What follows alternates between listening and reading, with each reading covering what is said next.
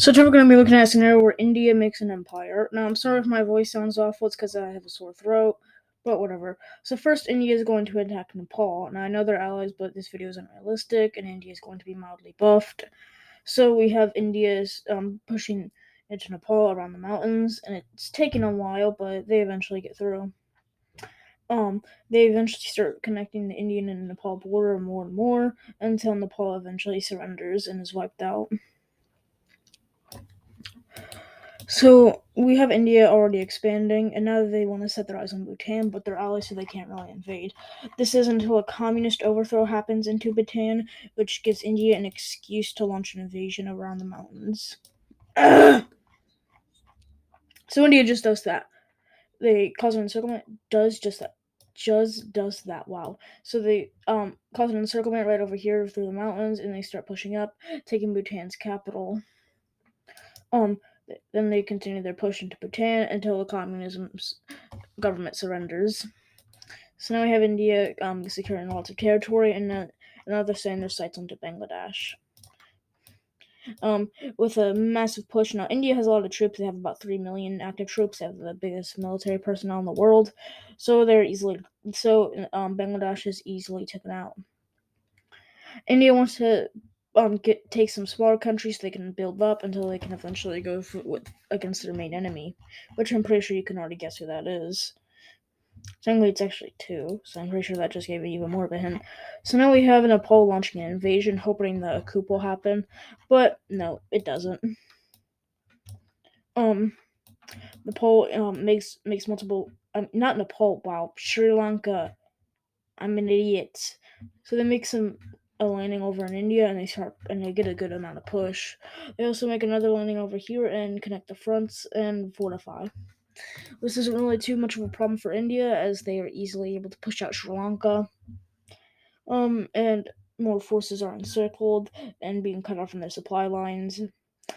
Sri Lanka sends out terms for peace, but India refuses. And there goes my desk. Wow.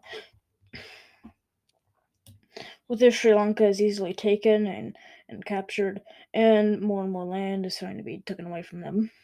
The country is nearly fully capitulated after more encirclements, and the main army tries to run away, but they're eventually chased down and captured. Then squeeze in, and then they take the underdefended lands, and then they finally wipe out all the rest of the army.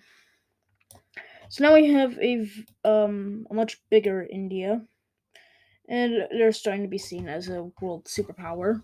Not a superpower yet, but they're getting there. So now India wants to be a little bit colonial. So what they decide to do with this is fortify more of their borders and also control some sea access so they can be ready for some more naval invasions. So they decide to set their eyes on some islands. With this, they decide to go to war with Yemen. So if you don't know, there's like an island that's if I can just make it real quick. So there's an island right here in the Arabian Peninsula that's owned by Yemen. So India decides to go to war with Yemen, and the island is easily taken. And they also decide to take more islands in Africa. I know Yemen isn't part of Africa, but you know. And now India is seen as colonial. So India has now expanded into 2 different continents, and they're starting to take more and more control. They then decide that to front some Somaliland rebels, and it goes successfully, and Somaliland is now officially recognized. And South Sudan gains its independence because this map is outdated. Back over in Asia, we have India's next step, and that is to push into Myanmar. They set out on a naval invasion, but they have to withdraw after countries start noticing. And fortify ports along their coast to make sure that there's no naval landings over there. And now India is pretty geared for the war. But with the attack on Myanmar, there's then a coup. With this coup, we see multiple countries getting involved. This includes Myanmar, Thailand, Laos, and Cambodia. Why do I say it like that? Every freaking time I say it like that. Although this does lead to India getting some help, and that is from Vietnam. So with this, using the power of rice farmers, Vietnam pushes into Cambodia and wipes out the country. Um, they then start pushing into Laos, and and it's fully capitulated until it eventually falls after the capital is taken. Now it's India's turn to go in, and they start to push into Myanmar, taking over its Chinese border, and push over to start bordering Vietnam and Thailand. With this, they start taking more land right over here, and they're able to encircle more forces. Thailand and India eventually meet up, and they start to push down into Thailand.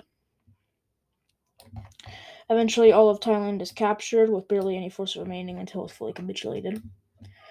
The borders are eventually then set up, and these borders favor Vietnam, whilst India does get lots of land as well.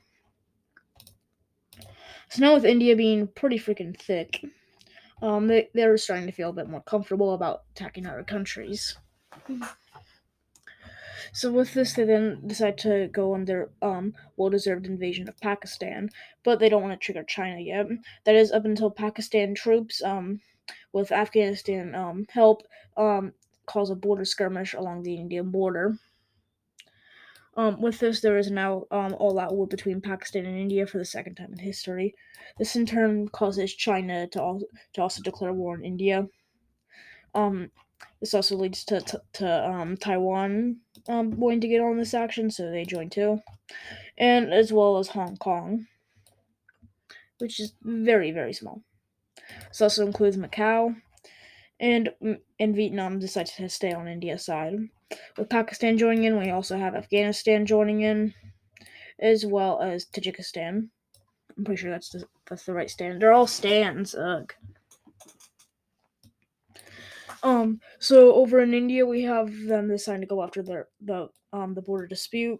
But they were pushed back on China due to the Himalayas. India eventually converges their troops and pushes China out of India, and they start their push into China. Wow, that was a mouthful. They then encircle Chinese armies around the mountains and start a push from Bhutan, encircling Tibet, whatever. And that basically means it's captured because of all the rebels. They then set their sights on the free concentration camps, so they decide to do that just by going up through here. And these are all very bloody battles, but India is able to come out on top. With this, Pakistan and Afghanistan decide to just plumb through India, hoping to take the capital, and they get a nice bulge. With this, Pakistan and Afghanistan decide to unite and become states of each other. We also have Tajikistan trying to make a move in, but they get held back until and then the Battle of New Delhi happens, which is around here. So here we have Taliban troops pushing up through here into India and encircling the capital. Over here we have multiple spearheads, but these are eventually broken after India reconverges their troops. With this, India decides to reverse them and makes a massive bulge to push them out. India also keeps expanding over into China while doing this until they're able to eventually push into Pakistan. They also start pushing Tajikistan out, and they're able to capture the country. And they keep moving. Russia declares neutrality, but they're supporting both sides.